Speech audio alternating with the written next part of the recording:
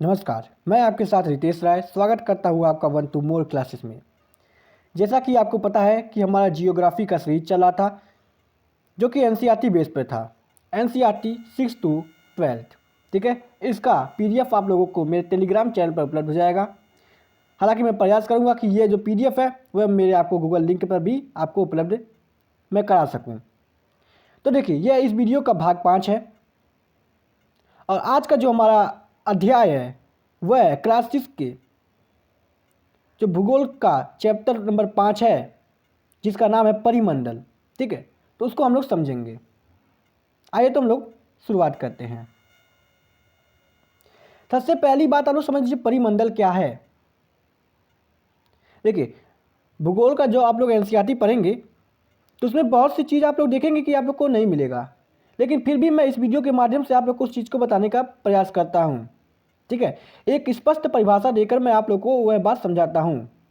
तो आप लोग का दायित्व है कि आप लोग वीडियो को लाइक करिए, कमेंट करिए और ज़्यादा से ज़्यादा शेयर करिए, ठीक है।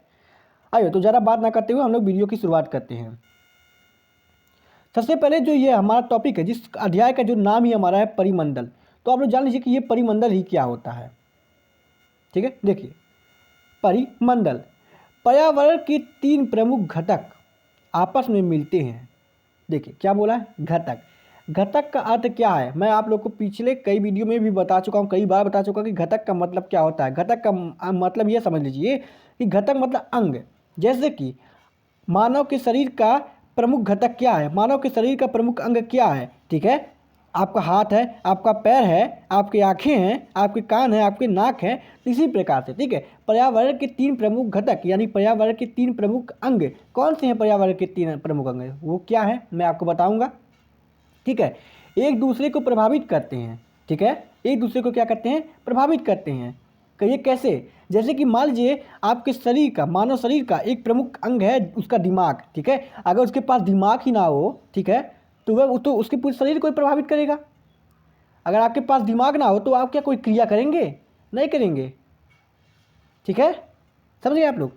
तो पर्यावरण का भी इसी प्रकार से जो प्रमुख घटक है उसके जो अंग हैं वो एक दूसरे को क्या करते हैं, प्रभावित करते हैं, जिसके संयुक्त रूप को क्या कहते हैं, परिमंडल कहते हैं। जैसे आपके जो सारे सारे शरीर के जो अंग हैं उनके संयुक्त रूप को क्या बनाते हैं, आपको बनाता है मानव बनाता है, ठीक है। किसी मानव का जो विभिन्न प्रकार के अंग है, हाथ हुआ, पेट हुआ, कान हुआ, नाक हुआ, सर हो गया, ये सारे मिलकर क्या मानव का पूरा निर्माण करते हैं। उसी तरह से एकदम सेम उदाहरण से हम उसी तरह से हम लोग समझ गए। तो आशा करता हूँ कि परिमंडल क्या है वह आपको समझ में आ गया होगा। एक बार फिर से बताता हूँ, पर्यावरण के 3 महत्वपूर्ण घटक आपस में मिलते हैं तथा एक दूसरे को प्रभावित करते हैं, जिसके संयुक्त रूप को क्या कहते हैं, परिमंडल कहते हैं। ये परिभाषा आप लोग को समझ में आया। चलिए आगे बढ़ते हैं।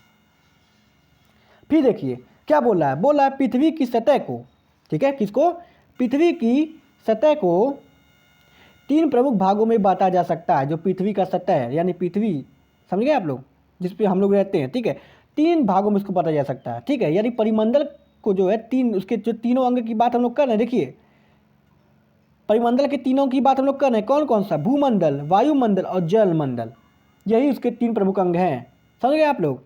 तो अब बताइए पर्यावरण के जो परिमंडल था उसका 3 प्रमुख अंग कौन हुआ, भूमंडल, वायुमंडल और जलमंडल। आइए हम लोग एक एक को समझते हैं। सबसे पहले जानते हैं हम लोग भूमंडल क्या है, इसमें क्या लिखा है। उसमें लिखा हुआ है, अब ध्यान से देखिए, कि पृथ्वी की सतह के ठोस भाग को भूमंडल कहते हैं।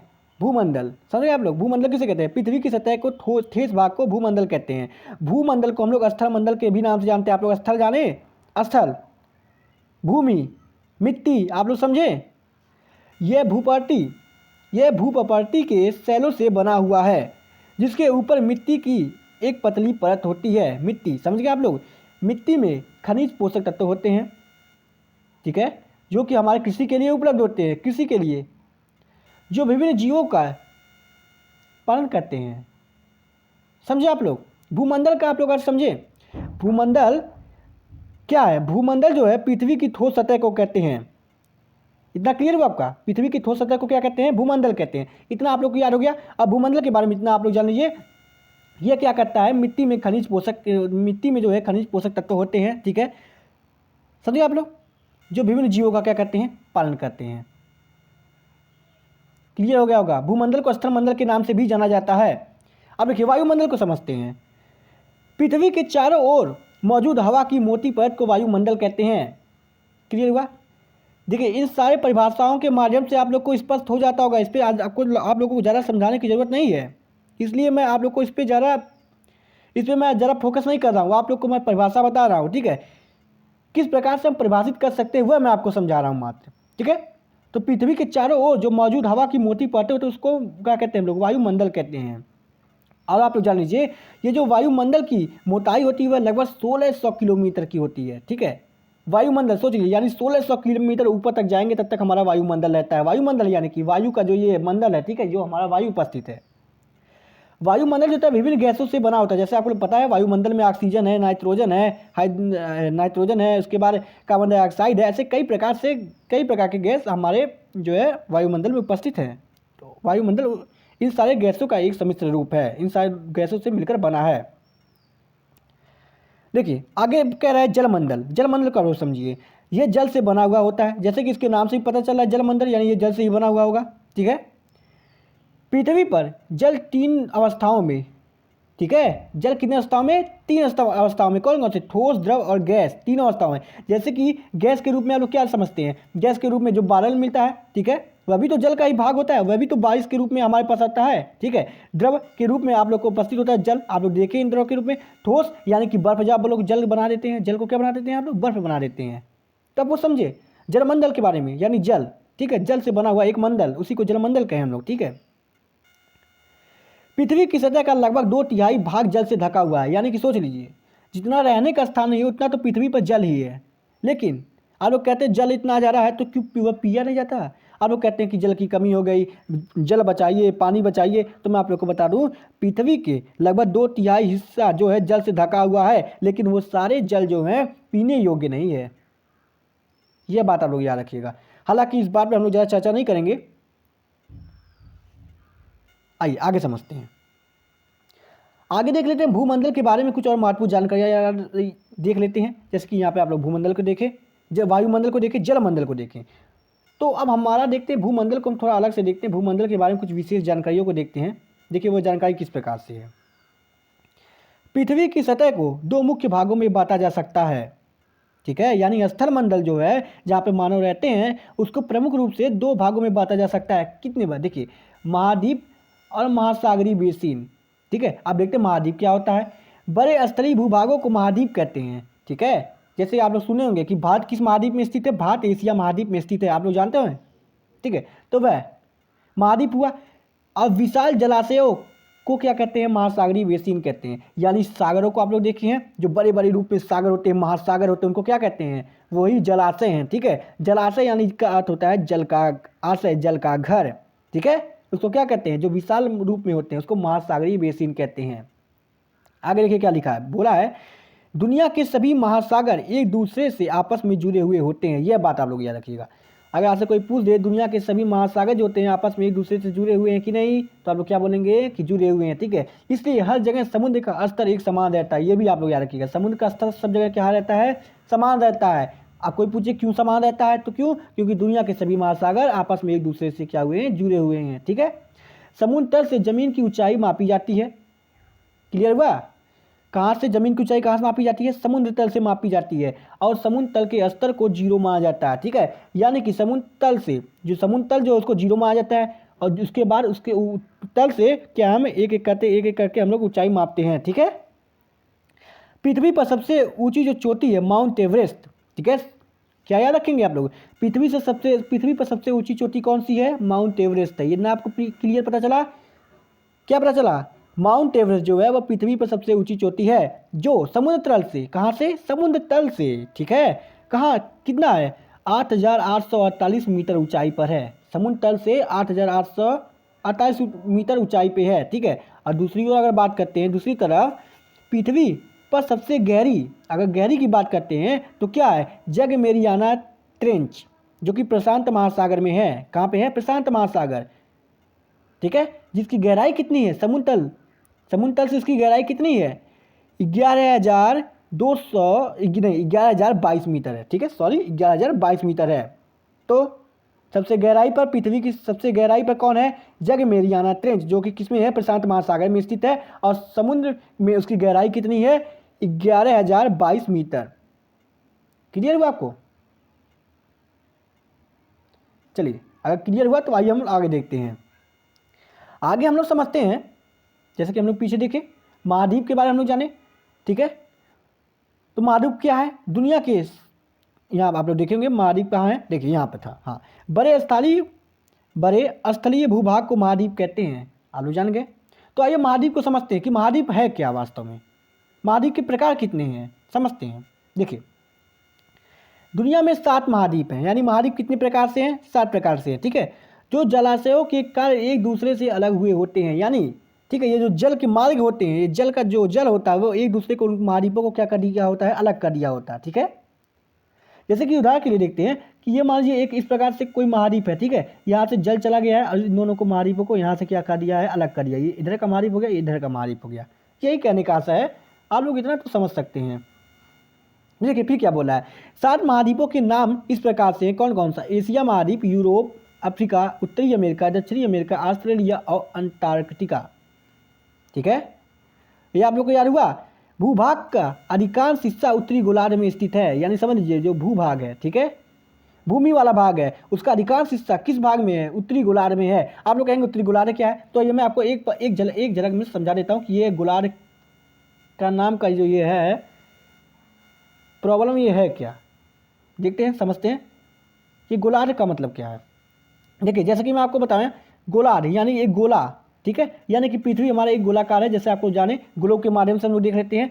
तो देखिए, ये देखिए, यह एक गोलार्ध है। ठीक है, इसको ऊपर का, जैसे आपको जानते हैं कि ये पूर्व दिशा है, ये इधर का पश्चिम दिशा है, मैं आपको बताया था, ये उत्तर दिशा है, और ये नीचे वाला क्या हमारा दक्षिण दिशा है, मैं आपको बताया था पिछले भाग 1 वाले वीडियो में, मैं आपको बता चुका था ये सारा चीज़। ठीक है, तो ये ऊपर का जो इतना है, इसको मैं बताया था कि ये उत्तरी गोलार्ध है। मैं इसमें आपको बताया था कि ये नीचे वाला जो है ये दक्षिणी गोलार्ध है। ठीक है, ये चीज़ मैं आप सबको भाग 1 के वीडियो में बता चुका हूँ। अगर आप लोग नहीं देखे होंगे तो उस वीडियो को देखिए। ठीक है, क्योंकि यहाँ पर मैं इन सारी बातों को उतना क्लियर नहीं करूँगा। यहाँ पर ऐसी ऐसी कुछ शब्द आएंगे जिसको मैं भाग 1 में बताया हूँ, भाग 2 में बताया हूँ, भाग 3 में बताया हूँ। अगर आप लोग नहीं देखे हैं तो आप लोग देखने का प्रयास करिए, आप लोग देखिए, क्योंकि भूगोल एक ऐसा विषय है जिसकी हर एक जो टॉपिक होता है एक ना एक दूसरे से जुड़ी होती हैं। तो चलिए आइए हम बात करते हैं आगे। देखिए,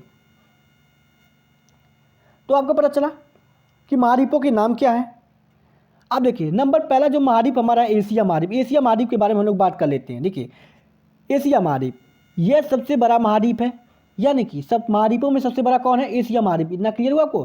पृथ्वी के भूभाग का लगभग 1/3 हिस्सा एशिया महाद्वीप में आ जाता है। ठीक है, यानी एशिया महाद्वीप इतना बड़ा है, सोच लीजिए 1/3 भाग हिस्सा जो है भूभाग का 1/3 हिस्सा जो है एशिया महाद्वीप में ही आ जाता है। ठीक है, ये महाद्वीप पूर्वी गोलार्ध में स्थित है। अब देखिए, मैं आपको बताया था गोलार्ध के बारे में बता दिया, गोलार्ध किस क्या होता है। ठीक है, गोलार्ध यानी किनारे वाला हिस्सा एकदम। ठीक है, अब मैं आपको पूर्व दिशा बताया था, पश्चिम दिशा बताया था, उत्तर दिशा बताया था और दक्षिण दिशा बताया था।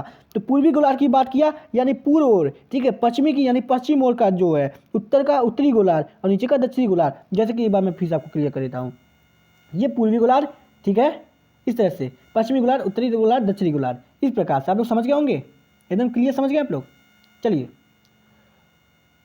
तो आगे देखिए क्या बोलता है, बोल रहा है एशिया से होकर कर्क रेखा गुजरती है। ठीक है, एशिया महाद्वीप जो वहाँ से होकर कर्क रेखा गुजरती है। आप कहेंगे कर्क रेखा क्या है?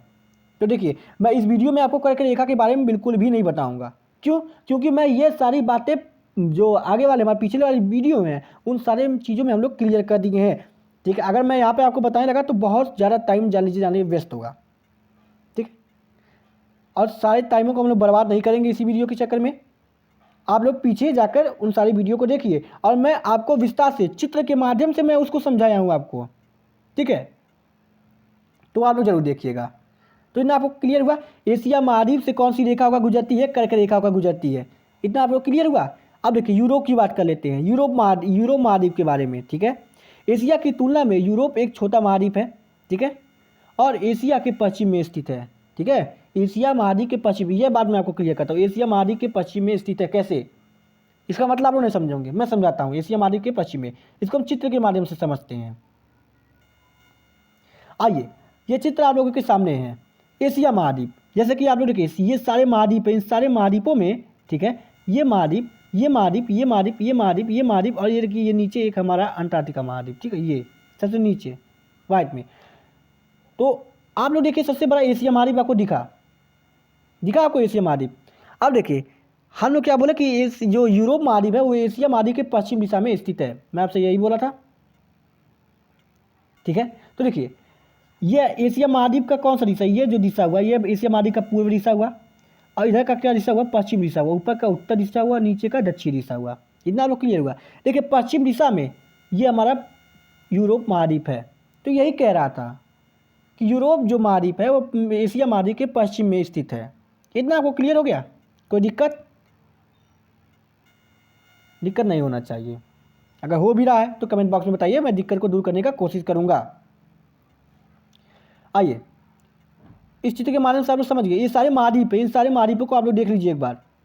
जिन 7 महाद्वीपों का मैंने आपको नाम बताया हूँ वो सारे महाद्वीप इस जो चित्र है इसमें स्पष्ट दिखाई दे रहा है। आइए आगे देखते हैं। अब हम लोग बात करेंगे अफ्रीका महाद्वीप की, ठीक है। किसकी बात करेंगे? अफ्रीका महाद्वीप। अफ्रीका महाद्वीप यहाँ पर देख लीजिए कहाँ पे है। क्या आपको अफ्रीका महाद्वीप दिखा? ये अफ्रीका, देखिए एक मिनट, सॉरी, ये अफ्रीका महाद्वीप दिखा आपको, अफ्रीका महाद्वीप, ठीक है। तो आइए हम लोग आगे देखते हैं, अफ्रीका महाद्वीप के बारे में अध्ययन करते हैं। क्या बोला अफ्रीका महाद्वीप के बारे में, सुनिए।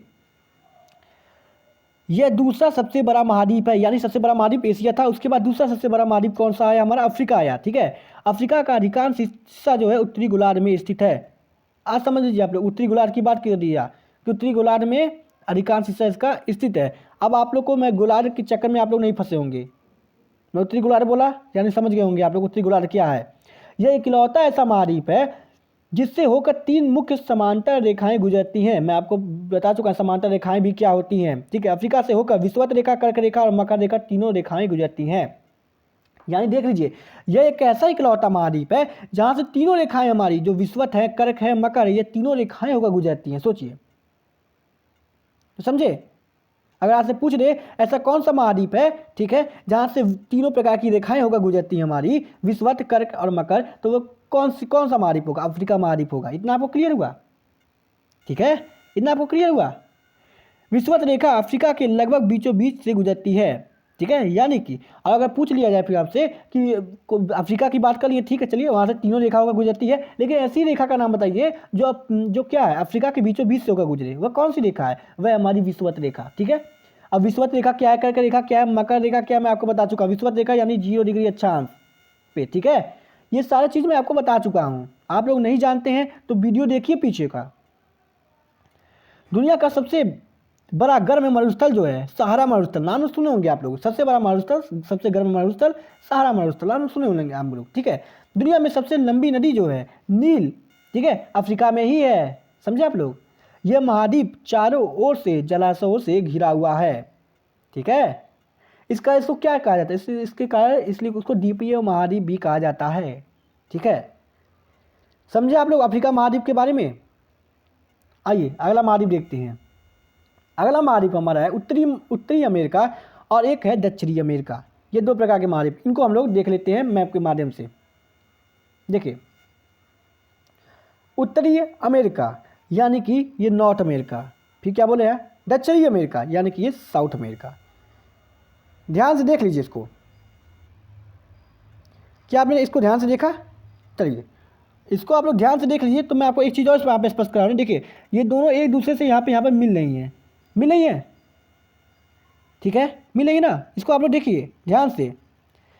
मैं क्यों दिखा रहा हूँ इसके बारे में आपको कुछ बताऊँगा, इसलिए दिखा रहा हूँ। देख लीजिए आप लोग। चलिए फिर वहीं पर हम लोग आ जाते हैं। अब देखिए उत्तरी अमेरिका क्या है, दक्षिणी अमेरिका क्या है, इसके बारे में हम लोग समझते हैं। तो सबसे पहले मैं आपको यह दिखाना चाहता हूँ कि उत्तरी अमेरिका के बारे में क्या बोल रहा है। ये बोल रहा है यह तीसरा सबसे बड़ा महाद्वीप है, ठीक है। क्या बोला? यह जो है तीसरा सबसे बड़ा महाद्वीप है। उत्तरी अमेरिका और दक्षिणी अमेरिका आपस में जो है पनाम जल स्थल संधि द्वारा जुड़े हुए हैं। किस स्थल संधि द्वारा जुड़े हैं? पनाम स्थल संधि द्वारा जुड़े हैं। अब देखिए मैं आप लोग को पीछे में क्यों दिखा रहा था कि अब से जो ये हमारा उत्तरी अमेरिका है, दक्षिणी अमेरिका आपस में जुड़े हुए हैं। मैं आपको दिखाया था, पीछे दिखाया था ना। वही वही जो जुड़ा है उसी को हम क्या कहते हैं, पनाम स्थल संधि कहते हैं। क्लियर हुआ? देखिए मैं एक बार फिर से आपको दिखाता हूँ। देखिए किस प्रकार से जुड़ा हुआ है, यहाँ देखिए किस प्रकार से जुड़ा हुआ है। ठीक है, देखिए इसी को क्या कहते हैं, पनाम स्थल संधि कहते हैं। इसी के द्वारा वह जुड़ा हुआ है। ओके, कोई दिक्कत नहीं हुआ होगा। आइए तो फिर से अपने टॉपिक पे हम लोग आ जाते हैं। अब दक्षिणी अमेरिका की बात करते हैं। दक्षिणी अमेरिका का अधिकांश हिस्सा दक्षिणी गोलार्ध में स्थित है। गोलार्ध से आपको कोई दिक्कत नहीं होगा। दक्षिणी गोलार्ध, उत्तरी गोलार्ध, पूर्वी गोलार्ध, पश्चिमी गोलार्ध, आप लोग समझ गए होंगे। ठीक है, यह महाद्वीप 2 महासागरों से घिरा हुआ है। ठीक है, याद रखिएगा जो दक्षिणी अमेरिका है वो किन 2 महाद्वीपों से जो महाद्वीप है वो किन 2 महासागरों से घिरा हुआ है। महासागर, सागर मैं आपको बता चुका हूँ। ठीक है, देखिए उनका नाम है अटलांटिका और प्रशांत महासागर। ठीक है, दक्षिणी अमेरिका 2 महासागरों से घिरा हुआ है, जिसका पहला महासागर का नाम है अटलांटिका, दूसरा प्रशांत महासागर। एंडीज जो दुनिया की सबसे लंबी पर्वतमाला है दक्षिणी अमेरिका में ही है। दुनिया की सबसे विशाल नदी अमेज़न भी इसी महाद्वीप में स्थित है। आप लोग क्लियर हुआ? क्लियर हुआ? दुनिया की सबसे विशाल नदी, ठीक है, दुनिया की सबसे विशाल नदी जो अमेज़न नदी है वो कहाँ पे स्थित है, दक्षिणी अमेरिका में ही स्थित है। समझ गए आप लोग? चलिए आगे बढ़ते हैं। आगे क्या बोल रहा है, आगे हम लोग चर्चा करेंगे ऑस्ट्रेलिया महाद्वीप की और चर्चा करेंगे अंटार्कटिका महाद्वीप की। देखिए ऑस्ट्रेलिया महाद्वीप के बारे में सोचिए, यह सबसे छोटा महाद्वीप है। यानी सबसे बड़ा महाद्वीप कौन सा था, एशिया। सबसे छोटा कौन सा हुआ, ऑस्ट्रेलिया। ठीक है, यह सबसे छोटा महाद्वीप है। यह पूरी तरह से दक्षिणी गोलार्ध में स्थित है। क्या पूरी तरह से कहाँ पे स्थित है, दक्षिणी गोलार्ध में स्थित है। चारों ओर से समुद्र से घिरे होने के कारण ऑस्ट्रेलिया को द्वीपीय महाद्वीप भी कहा जाता है। चारों ओर से इसको किससे घिरा हुआ है, समुद्र से घिरा हुआ है। इसके लिए इसको क्या कहते हैं, क्या कहते हैं, इसको द्वीपीय महाद्वीप भी कहते हैं। क्लियर हुआ आपको? क्यों कहते हैं द्वीपीय महाद्वीप ऑस्ट्रेलिया महाद्वीप को, क्योंकि ये चारों ओर से क्या हुआ है, समुद्र से घिरा हुआ है। अब बात करते हैं सबसे खास अंटार्कटिका महाद्वीप के बारे में। देखिए बता रहे आपको हम कि यह सबसे विशाल महाद्वीप है। ठीक है, यहाँ पर देखिए लिखा हुआ है, यह एक विशाल महाद्वीप है जो दक्षिणी ध्रुवीय क्षेत्र में स्थित है। मैं इसको आपको दिखाता हूँ। देखिए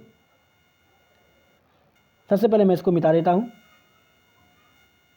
1 मिनट जरा आप लोग इंतजार करिए। हाँ, ये क्लियर हुआ।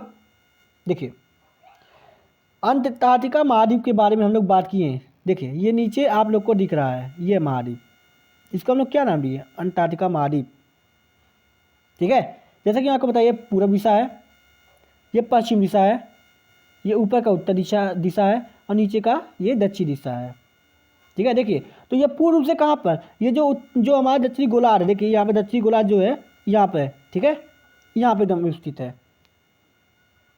समझिए आप लोग, अंटार्कटिका महाद्वीप को आप लोग देख लिए।